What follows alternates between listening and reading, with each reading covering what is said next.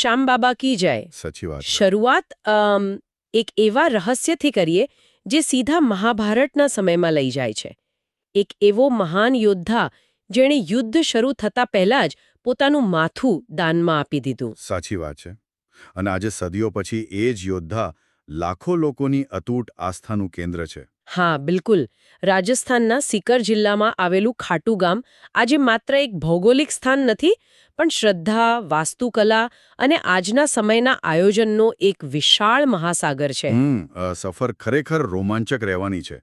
કારણ કે આ માત્ર એક ધાર્મિક આખ્યાન નથી. હા, એટલે આમાં શક્તિ, સમર્પણ અને આધુનિક વ્યવસ્થાપનની જટિલતાઓ પણ જોડાયેલી છે. ભીમનો પૌત્ર બર્બરિક કેવી રીતે કળિયુગના દેવતા શ્યામ બાબા બની ગયો એ સમજવું બહુ જ રસપ્રદ છે. હા, બરાબર છે. આખી વાર્તાના મૂળમાં જઈએ તો મહાભારત કાળ આવે. બર્બરિક, જે ઘટોત્કચ અને મોરવીનો પુત્ર હતો, તે નાનપણથી જ અત્યંત શક્તિશાળી હતો.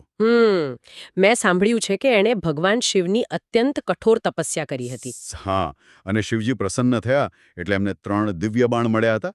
સાથે જ અગ્નિદેવ પાસેથી એક દિવ્ય ધનુષ પણ મળ્યું હતું. એટલે જ એમને 3 બાણધારી કહેવાય છે ને. બિલકુલ. અને અહીં એ સમજવું જરૂરી છે કે આ 3 બાણ કોઈ સામાન્ય લાકડા કે લોખંડના હથિયાર ન હતા. જો આધુનિક વિજ્ઞાન સાથે સરખામણી કરીએ તો આ બાણ અદ્ભુત ટેકનોલોજી સમાન હતા. એટલે જાણે આજના સમયની કોઈ એડવાન્સ્ડ ગાઇડેડ મિસાઇલ સિસ્ટમ હોય એવું કંઈક. હા, બરાબર એવું જ. પહેલું બાણ દુશ્મનો પર નિશાન લગાવતું, જેને આજે આપણે ટાર્ગેટ લોકિંગ કહીએ. બીજું બાણ પોતાના લોકોને સુરક્ષિત કરવા માટે તેમને ચિહ્નિત કરતું. જાણે કોઈ ફ્રેન્ડ ઓર ફો એટલે કે મિત્ર કે શત્રુ ઓળખવાની સિસ્ટમ હોય. સાચી વાત. અને ત્રીજું બાણ પેલા નિશાન લગાવેલા દુશ્મનોનો એક જ પળમાં સંપૂર્ણ નાશ કરી દેતું. અરે વાહ! આ 3 બાણના ઉપયોગથી તો આખું મહાભારતનું યુદ્ધ ગણતરીની મિનિટોમાં ખતમ થઈ શકે. હા, બર્બરિક એક ક્ષમતા ધરાવતો હતો, પણ આટલી ભયંકર શક્તિ હોવા છતાં બર્બરિકનું હૃદય ખૂબ કોમળ હતું. ખબર છે, એણે પોતાની માતા સમક્ષ એવી પ્રતિજ્ઞા લીધી હતી કે તે યુદ્ધમાં હંમેશા હારેલા પક્ષનો જ સાથ આપશે. અને બરાબર અહીં જ એક બહુ મોટો વ્યૂહાત્મક પ્રશ્ન ઊભો થાય છે.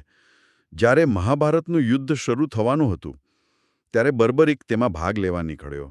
પણ ભગવાન શ્રી કૃષ્ણ તો બહુ મોટા રણનીતિકાર હતા.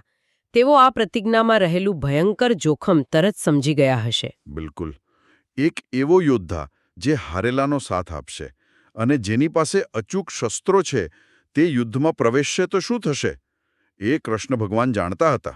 જો તાર્કિક રીતે વિચારીએ તો આ એક અનંત વિનાશક ચક્ર બની જાય.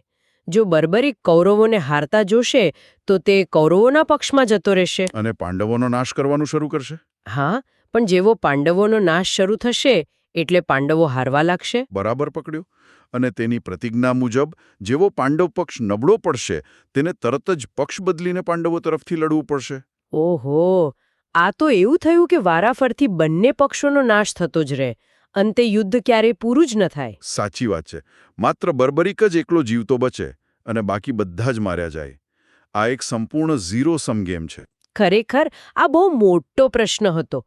બર્બરિકનો હેતુ શુદ્ધ હતો, પણ પરિણામ સૃષ્ટિના સંપૂર્ણ વિનાશમાં આવવાનું હતું. એટલે જ પ્રકૃતિનું સંતુલન જાળવવા માટે તેને કોઈ પણ ભોગે રોકવો જરૂરી હતો. શ્રીકૃષ્ણએ એક સામાન્ય બ્રાહ્મણનું રૂપ લીધું અને રસ્તામાં તેની કસોટી કરવા ઊભા રહી ગયા. આ કસોટીનો પ્રસંગ બહુ જ રસપ્રદ છે. બ્રાહ્મણના રૂપમાં શ્રી કૃષ્ણએ મજાક ઉડાવતા કહ્યું કે માત્ર 3 બાણથી આવડું મોટું યુદ્ધ કેવી રીતે લડી શકાય? હા, અને સામે ઊભેલા પીપળાના ઝાડના બધા પાંદડા એક જ બાણથી વીંધીને બતાવવાનો પડકાર ફેંક્યો. બર્બરિકે તો પૂરા આત્મવિશ્વાસ સાથે પોતાનું બાણ છોડ્યું અને ઝાડના એકે એક પાંદડા વીંધાઈ ગયા. પણ શ્રીકૃષ્ણે છુપી રીતે ઝાડનું એક પાંદડું પોતાના પગ નીચે દબાવી દીધું હતું. બાણ બધા પાંદડા વીંધીને અંતે શ્રીકૃષ્ણના પગની આસપાસ ગોળ ગોળ ફરવા લાગ્યું. આ પણ પેલા સ્માર્ટ વેપનનું જ ઉદાહરણ છે. બાણ જાણતું હતું કે લક્ષ્ય પગ નીચે છે, પણ તે કોઈ નિર્દોષને નુકસાન પહોંચાડી શકે નહીં. બિલકુલ. આ દૃશ્ય બતાવે છે કે શક્તિ માત્ર વિનાશ માટે નથી હોતી. તેમાં વિવેક બુદ્ધિ પણ હોવી જોઈએ. શ્રીકૃષ્ણ સમજી ગયા કે શારીરિક બળથી આ યોદ્ધાને હરાવી શકાય તેમ નથી. એટલે માનસિક અને આધ્યાત્મિક સ્તરે જ યુદ્ધ જીતવું પડે. જ્યારે બાણ પગ પાસે ફરતું હતું ત્યારે શ્રી કૃષ્ણએ બ્રાહ્મણ તરીકે ગુરુ દક્ષિણા માંગી લીધી. હા, બર્બરીકે આદર સાથે હા પાડી કે તમારે જે જોઈએ તે માંગો, અને તરત જ શ્રીકૃષ્ણએ સીધી જ તેના માથાની માંગણી કરી લીધી. આ ક્ષણ ખરેખર બહુ મોટી છે. કોઈ પણ સામાન્ય માણસ ક્રોધે ભરાઈ જાય, પણ બર્બરીક સમજી ગયો કે આ કોઈ સામાન્ય બ્રાહ્મણ નથી. એનું આધ્યાત્મિક સ્તર બહુ ઊંચું હતું. તેણે ભગવાનને પોતાનું સાચું રૂપ બતાવવા વિનંતી કરી. અને ત્યારે શ્રી કૃષ્ણએ પોતાનું અસલી દિવ્ય વિરાટ રૂપ બતાવ્યું. આટલું વિશાળ રૂપ જોઈને બર્બરીકે જરા પણ ડર્યા વગર પોતાનું માથું કાપીને ભગવાનના ચરણોમાં અર્પણ કરી દીધું. પોતાના અહંકારનું અને પોતાની સર્વોપરિતાના ભ્રમનું આ સંપૂર્ણ સમર્પણ છે. પોતાની શક્તિના શિખર પર હોવા છતાં કોઈ મોટા કલ્યાણ માટે પોતાની જાતને હટાવી લેવી બહુ કઠિન છે. સાચી વાત. પણ માથું અર્પણ કરતી વખતે બર્બરીકે એક ઈચ્છા વ્યક્ત કરી હતી કે તે આખું યુદ્ધ જોવા માંગે છે. એટલે શ્રી કૃષ્ણએ પ્રસન્ન થઈને કપાયેલા માથાને અમૃતથી સિંચીને કુરુક્ષેત્રની પાસે આવેલી એક ઊંચી ટેકરી પર સ્થાપિત કર્યું. 18 દિવસનું યુદ્ધ પૂરું થયા પછી પાંડવો વચ્ચે અહંકારનો મોટો ટકરાવ શરૂ થયો કે યુદ્ધ કોણે જીતાડ્યું.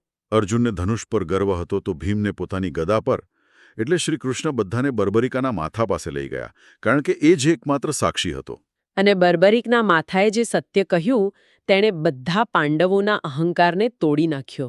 તેણે સ્પષ્ટ કહ્યું કે આખા યુદ્ધભૂમિમાં તેને કોઈ અર્જુન કે ભીમ લડતા દેખાયા જ નથી. તેણે તો માત્ર શ્રીકૃષ્ણનું સુદર્શન ચક્ર ફરતું જોયું અને દેવી મહાકાલીને રણભૂમિમાં વિહરતા જોયા. આનો સીધો અર્થ એ છે કે માણસ માત્ર નિમિત્ત છે. બધું જ એક ઉચ્ચ શક્તિ દ્વારા સંચાલિત થાય છે. બર્બરિકની આ નિર્મળ ભક્તિ જોઈને શ્રીકૃષ્ણએ વરદાન આપ્યું કે કળિયુગમાં તારી પૂજા મારા જ નામથી, એટલે કે શ્યામ નામથી થશે. અને જે પણ વ્યક્તિ સાચા હૃદયથી તારું નામ લેશે તેના કષ્ટો દૂર થશે. એટલે જ આજે આ પ્રાચીન યોદ્ધા કળિયુગના શ્યામ બાબા તરીકે પૂજાય છે. હવે આપણે થોડા ઐતિહાસિક પાસા તરફ જઈએ. આ દિવ્ય માથું કુરુક્ષેત્રથી રાજસ્થાનના સિકર જિલ્લાના ખાટુ ગામમાં કેવી રીતે પહોંચ્યું એ પણ અદ્ભુત છે. હા, મેં વાંચ્યું છે કે સદીઓ પછી આ ગામમાં ખેતરમાં ચરતી એક ગાયના આંચણમાંથી જમીન પર આપમેળે દૂધ પડવા લાગ્યું હતું. અને જ્યારે સ્થાનિક લોકોએ સાવચેતીથી ખોદકામ કર્યું તો જમીનમાંથી એક દિવ્ય માથું મળી આવ્યું, જેને શાલિગ્રામ સ્વરૂપ માનવામાં આવે છે. આ તે જ બર્બરિકનું માથું હતું. પછી ખાટુના રાજા રૂપસિંહ ચૌહાણને સપનામાં દર્શન થયા અને ત્યાં મંદિર બનાવવાનો આદેશ મળ્યો. રાજા રૂપસિંહ અને તેમની પત્ની નર્મદા કંવરે ઈસવીસન 1027માં આ મંદિરનું નિર્માણ કરાવ્યું હતું. આજે જે મંદિર ઊભું છે તે આર્કિટેક્ચરનું ઉત્કૃષ્ટ ઉદાહરણ છે. આખું મંદિર સફેદ મકરાણા આરસથી બનેલું છે ને? આ એ જ માર્બલ છે જે તાજમહેલ બનાવવામાં વપરાયો હતો. હા, બિલકુલ. આ માર્બલ સમયની સાથે વધુ ચમકતો જાય છે. મંદિરની અંદર પ્રવેશતા જ અત્યંત ઝીણવટભર્યું ભૌમિતિક નકશીકામ જોવા મળે છે. છત અને દિવાલો પર સુંદર ચિત્રો દોરેલા છે, જેમાં મહાભારતના દ્રશ્યો કોતરેલા છે. વાસ્તુશાસ્ત્રના નિયમો પ્રમાણે બનેલા આ મંદિરમાં મુખ્ય ગર્ભગૃહ છે અને શ્રદ્ધાળુઓ માટે મોટો ખંડ છે, જેને જગમોહન કહેવાય છે.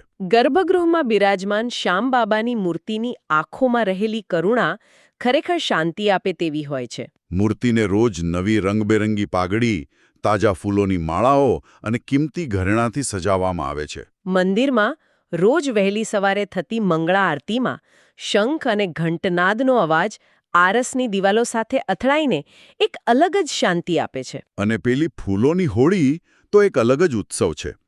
ખાસ દિવસોમાં રંગોની જગ્યાએ તાજા ફૂલોનો વરસાદ કરવામાં આવે છે. આખું વાતાવરણ સુગંધથી ભરાઈ જાય અને શુદ્ધ ઘીમાં બનેલો ચૂરમો અને નાળિયેરનો પ્રસાદ એ રાજસ્થાની આતિથ્ય ભાવના દર્શાવે છે.